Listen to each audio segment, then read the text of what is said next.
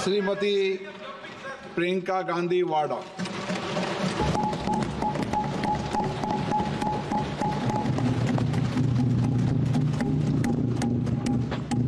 नमस्कार। माननीय अध्यक्ष महोदय जी, आज आपने मुझे इस सभा में बोलने का मौका दिया, इसके लिए मैं आपकी बहुत बहुत आभारी हूँ।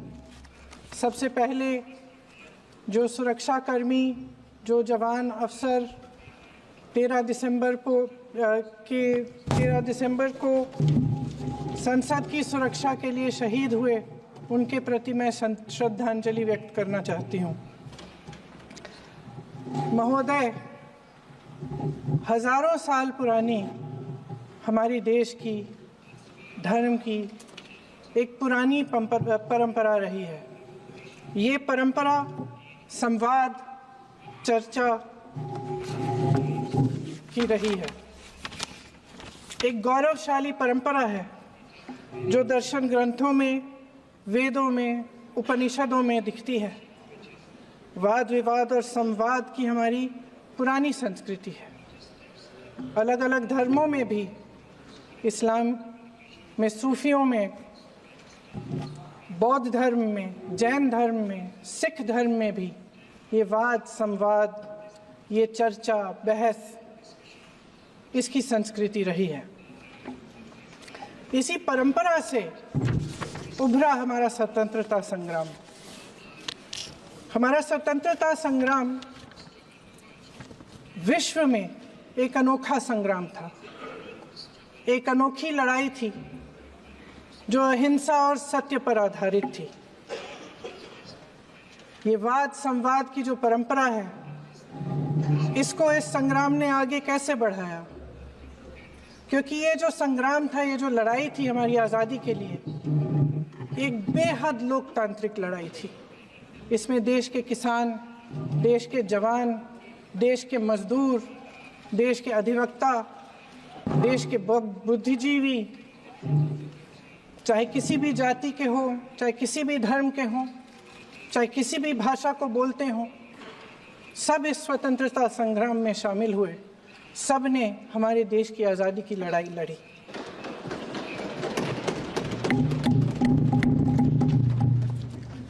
और उसी आज़ादी की लड़ाई से एक आवाज़ उभरी जो हमारी देश की आवाज़ थी। वो आवाज़ ही आज हमारा संविधान है। साहस की आवाज़ थी, हमारी आज़ादी की आवाज़ थी, और उसी की गूंज ने हमारे संविधान को लिखा और बनाया। ये सिर्फ एक दस्तावेज नहीं है। बाबा साहेब अम्बेडकर, मौलाना आज़ाद जी, राजगोपालाचारी जी और जवाहरलाल नेहरू जी और उस समय के तमाम नेता, जैसे आपने कहा, इस संविधान को बनाने की जो कार्य में सालों के लिए जुटे रहे। हमारा संविधान इंसाफ, उम्मीद, अभिव्यक्ति और आकांक्षा की वो ज्योत है जो हर हिंदुस्तानी के दिल में जलती है। अध्यक्ष महोदय, इस ज्योत ने हर एक भारतीय को ये पहचानने की शक्ति दी कि उसे न्याय मिलने का अधिकार है, कि उसमें अपने अधिकारों के लिए आवाज़ उठाने की क्षमता है, कि जब वो आवाज़ उठाएगा तो सत्ता को उसके सामने झुकना पड़ेगा। इस संविधान ने हर एक देशवासी को ये अधिकार दिया कि वो सरकार बना भी सकता है और सरकार बदल भी सकता है। ये ज्योत जो हर हिंदुस्तानी के दिल में जलती है, उसने हर हिंदुस्तानी को ये विश्वास दिया कि देश की संपत्ति में, देश की दौलत में, संसाधनों में उसका भी हिस्सा है, कि उसे एक सुरक्षित भविष्य की उम्मीद का अधिकार है, कि देश बनाने में भी उसकी भागीदारी है। उम्मीद और आशा की ये जोत मैंने देश के कोने कोने में खुद देखी है। उन्नाव में मैं एक रेप पीड़िता के घर गई, उसे जलाकर मार डाला था। वो शायद 20-21 साल की होगी। हम सब के बच्चे हैं। हम सोच सकते हैं कि अगर हमारी बेटी के साथ बार बार बलात्कार हुआ और फिर जब वो अपनी लड़ाई लड़ने के लिए गई तो उसको जलाकर मार डाला गया होता तो हम पर क्या बीतती। मैं उस बच्ची के पिता से मिली। उसके खेत जलाए गए थे, उसके भाइयों को पीटा गया था, उसके पिता को बाहर से घर के बाहर घसीट कर मारा गया था। उस पिता ने मुझे बताया कि बेटी, मुझे न्याय चाहिए। मेरी बेटी अपने एफआईआर को दर्ज करने के लिए जब जिले में गई तो उसको मना किया गया। अगले जिले में जाना पड़ा उसे। वो रोज सुबह 6 बजे उठकर तैयार होकर अकेली अपने मुकदमे को लड़ने के लिए अगले जिले में ट्रेन से जाती थी। उसके पिता ने मुझे कहा कि मैंने उससे कहा, बेटी अकेले मत जाओ, छोड़ दो ये लड़ाई। लेकिन उसकी बेटी ने उसको जवाब दिया कि नहीं पिताजी, मैं अकेली जाऊंगी, मैं लड़ूंगी, ये मेरी लड़ाई है, मैं इसको लड़ूंगी। ये लड़ने की क्षमता, ये हिम्मत उस लड़की को और करोड़ों भारत की नारियों को हमारे संविधान ने दी। आगरा में मैं अरुण वाल्मीकि के घर गई। अरुण वाल्मीकि पुलिस स्टेशन में काम करता था, सफाई का काम करता था। आप सोच सकते हैं हमारी तरह उसका भी परिवार था। नई नई शादी हुई थी, 2-3 महीनों का बच्चा था। पुलिस स्टेशन में चोरी हो गई। चोरी का इल्जाम उस पर लगाया गया। उसके पूरे परिवार को उठाकर पुलिस स्टेशन में ले गए। आप हंस रहे हैं, लेकिन ये गंभीर बात है। और क्या गंभीर शर्म करो, शर्म। अरुण वाल्मीकि को पीट पीट के मार डाला, उसकी बीवी को पीटा, उसके पिता के नाखून निकाले, उसके पूरे परिवार को पीटा गया। जब मैं उस जवान महिला से मिलने गई जो अभी अभी विधवा हुई थी, तो उसने मुझे कहा कि दीदी, हमें सिर्फ एक चीज चाहिए, हमें न्याय चाहिए और हम इस न्याय के लिए लड़ते रहेंगे, चाहे कुछ भी हो जाए। ये हिम्मत उस महिला को हमारे संविधान ने दी।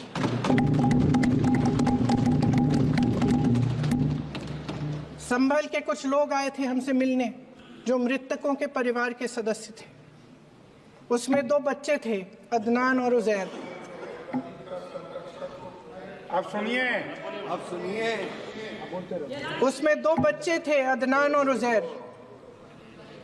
एक बच्चा मेरे बच्चे की उम्र का है, दूसरा उससे छोटा 17 साल का है। दर्जी के बेटे थे। दर्जी का एक ही सपना था कि वो अपने बेटों को पढ़ाएगा, लिखाएगा। एक बेटा डॉक्टर बनेगा, एक बेटा भी सफल होगा दूसरा बेटा भी अपने जीवन में सफल होगा। उनके पिताजी हर रोज उनको स्कूल छोड़ते थे। उस दिन भी स्कूल छोड़ने के बाद अपनी दुकान में चले गए। उन्हें पता नहीं था कि विवाद हो रहा है। उन्होंने भीड़ देखी, घर आने की कोशिश की तो पुलिस ने गोली से मार डाला। वो 17 साल का बच्चा अदनान मुझसे कहता है, वो 17 साल का बच्चा अदनान मुझसे कहता है कि मैं बड़ा होकर डॉक्टर बन के दिखाऊंगा, मैं अपने पिता का सपना साकार करूंगा। ये सपना, ये आशा उसके दिल में हमारे संविधान ने डाली। अध्यक्ष महोदय, हमारे देश के करोड़ों देशवासियों के संघर्ष में, अपने अधिकारों की पहचान में, इनकी कठिन से कठिन परिस्थितियों से लड़ने की अपार हिम्मत में और देश से न्याय की अपेक्षा में हमारे संविधान की ज्योत जल रही है।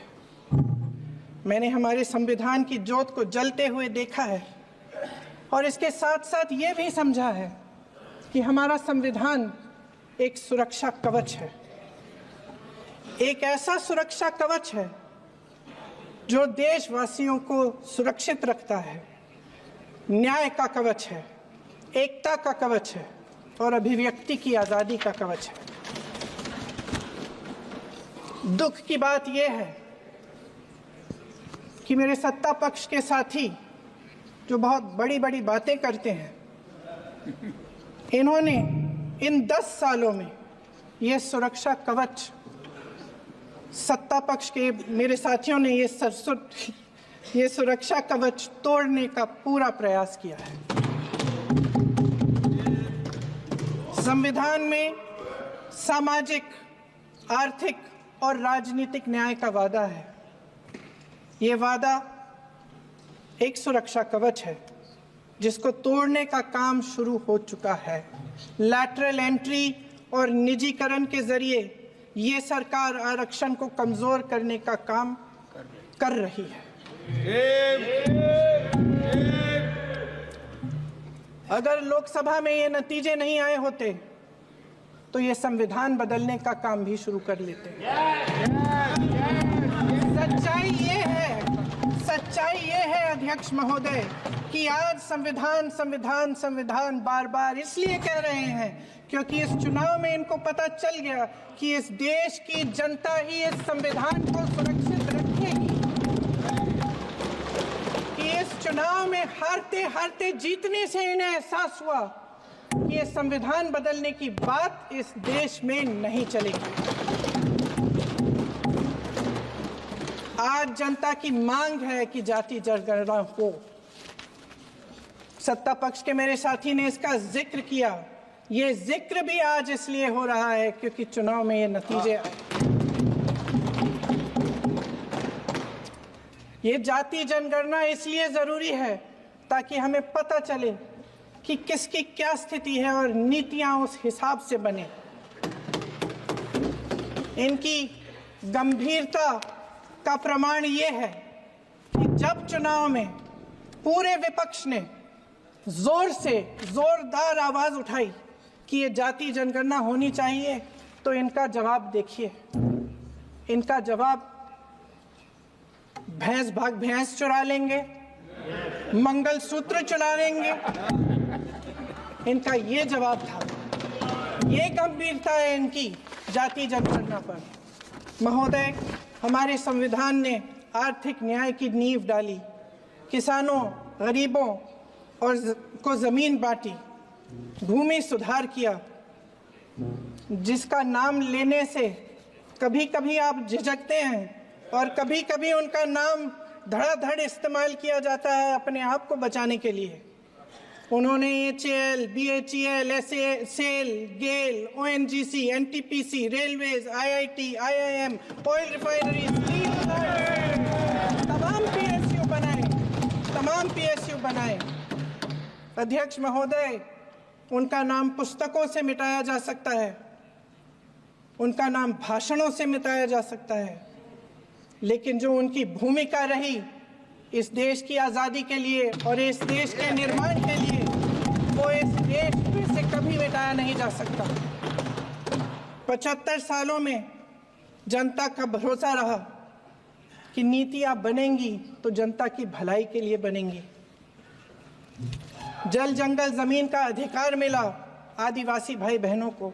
इंदिरा जी ने बैंकों का राष्ट्रीयकरण करवाया, खदानों का राष्ट्रीयकरण कराया। कांग्रेस और यूपीए की सरकारों में शिक्षा का, भोजन का अधिकार मिला। 75 सालों में जनता का भरोसा मिला। पहले संसद चलती थी तो जनता की उम्मीद होती थी कि सरकार महंगाई और बेरोजगारी पर चर्चा करेगी, कोई उपाय निकालेगी, कोई रास्ता निकालेगी। लोग मानते थे कि अगर कोई नई आर्थिक नीति बनेगी तो देश की अर्थव्यवस्था को मजबूत बनाने के लिए बनेगी, तो भारतीय बाजार को मजबूत बनाने के लिए बनेगी, उनके भविष्य को मजबूत बनाने के लिए बनेगी। किसान और आदिवासी भाई बहन भरोसा करते थे कि यदि जमीन के कानून में संशोधन होगा तो उन्हीं की भलाई के लिए होगा। आप नारी शक्ति की बात करते हैं। आज चुनाव की वजह से शायद इतनी बातचीत हो रही है नारी शक्ति के बारे में, क्योंकि हमारे संविधान ने महिलाओं को ये अधिकार दिया, उनकी शक्ति को परिवर्तित किया वोट में। और आज आपको पहचानना पड़ रहा है कि महिलाओं के बिना, कि नारी शक्ति के बिना ये सरकारें नहीं बन सकती हैं। इसीलिए आज आप नारी शक्ति की बातें दोहरा रहे हैं। जो आप नारी शक्ति का अधिनियम लाए हैं उसको लागू क्यों नहीं करते? वो 10 साल बाद लागू क्यों होगा? क्या आज की नारी 10 साल इंतजार करेगी उसके लागू करने के लिए? क्या बात है, क्या बात है।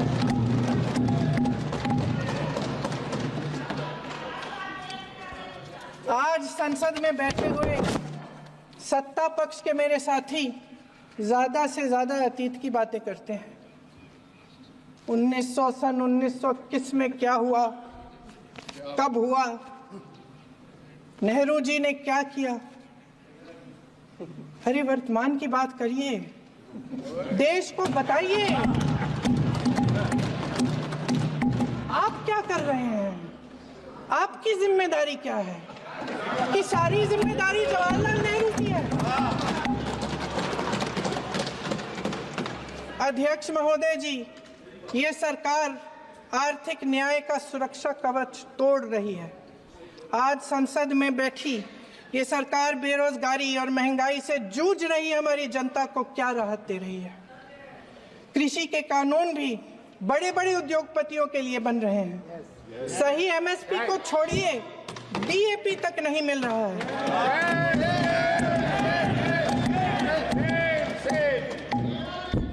वायनाड से लेकर ललितपुर तक इस देश का किसान रो रहा है। आपदा आती है तो उसको कोई राहत नहीं मिलती।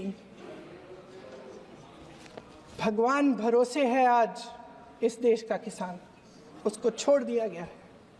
आज हिमाचल में देखिए, जितने भी कानून बने हैं वो सब बड़े बड़े उद्योगपतियों के लिए बन रहे हैं।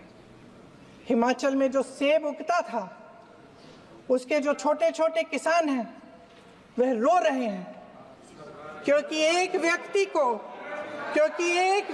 के लिए सब कुछ बदला जा रहा है। सुनने की हिम्मत रखो। मैं अध्यक्ष महोदय जी,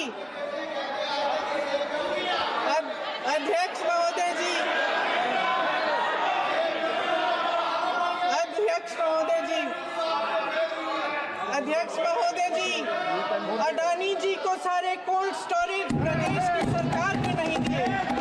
अडानी जी को सारे कोल्ड स्टोरेज आपकी सरकार ने दिए। देश देख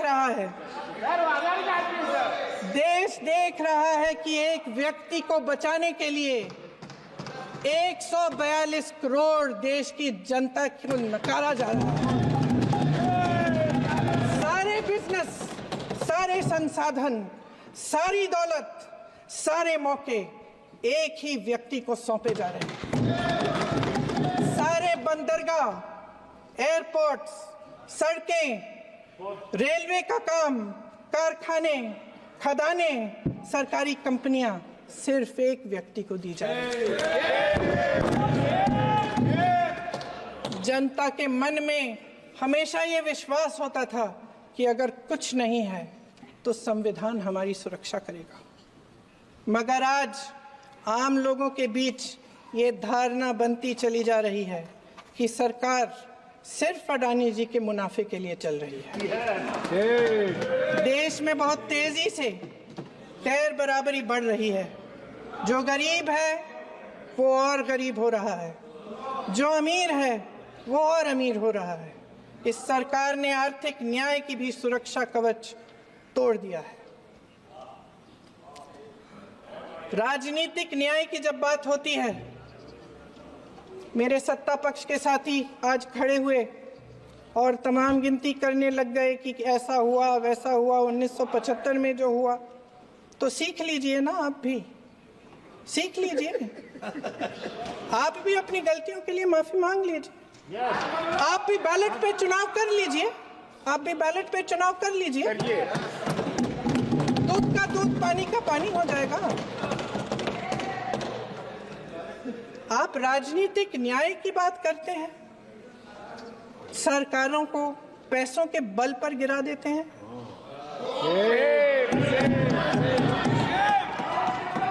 मेरा आग्रह है कि अपन संविधान में सकारात्मक बोले।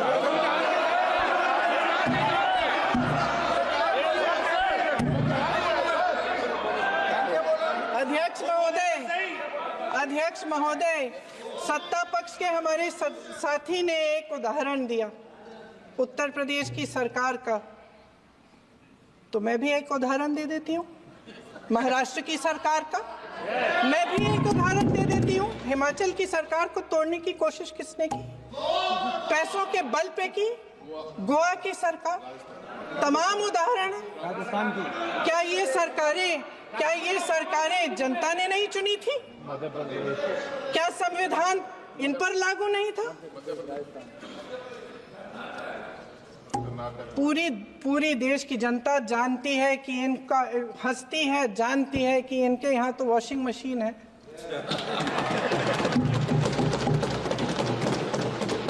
जो यहाँ से वहाँ जाता है वो धुल जाता है। इस तरफ दाग, उस तरफ स्वच्छता। और मेरे कई ऐसे साथी हैं जो इस तरफ होते थे उस तरफ चले गए, मुझे दिख भी रहे हैं, वॉशिंग मशीन में शायद धुल गए हैं। अध्यक्ष महोदय, जहां भाईचारा और अपनापन होता था, जहां हमारे संविधान ने एकता का सुरक्षा कवच दिया था, वहां शक और घृणा के बीज बोए जा रहे हैं। एकता का सुरक्षा कवच तोड़ा जा रहा है।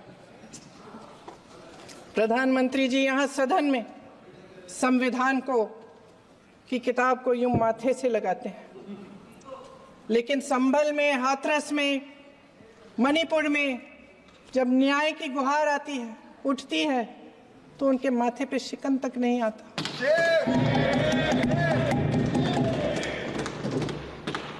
शायद समझ नहीं पाए हैं कि भारत का संविधान संघ का विधान नहीं है।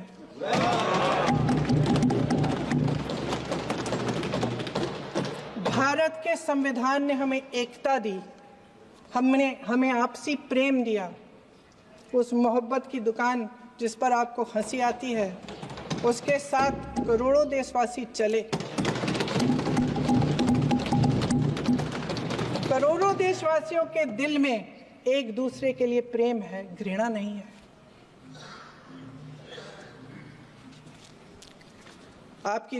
इनकी जो विभाजनकारी नीतियां हैं, उसका नतीजा हम रोज देखते हैं। राजनीतिक